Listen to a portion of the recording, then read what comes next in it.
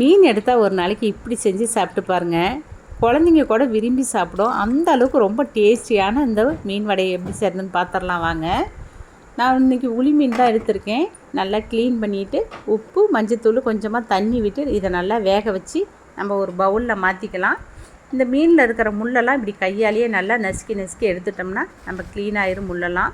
இது நல்லா மீனை பெசரி வச்சுக்கிட்டு ஒரு பெரிய வெங்காயம், ஒரு பச்சை மிளகா, ஒரு கைப்பிடி அளவுக்கு மல்லி இலை, 1 டீஸ்பூன் கரம் மசாலா, 1/2 டீஸ்பூன் மஞ்சத்தூள், 1 டீஸ்பூன் உப்பு, 1 டீஸ்பூன் கார்ன்ஃப்ளவர் மாவு போட்டு நல்லா பெசரிக்கலாம்.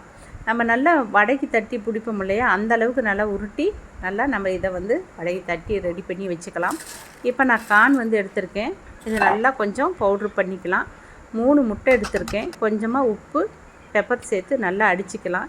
இப்போ கார்ன்லேயும் இந்த முட்டையிலையும் டிக் பண்ணி நம்ம லைட்டான எண்ணெய் சூட்டில் இதை போட்டு ரோலாக எடுத்துடலாங்க. அவ்வளோ ஒரு டேஸ்ட்டாக இருக்கும். நீங்களும் செஞ்சு பார்த்துட்டு எப்படி இருக்குன்னு சொல்லுங்கள்.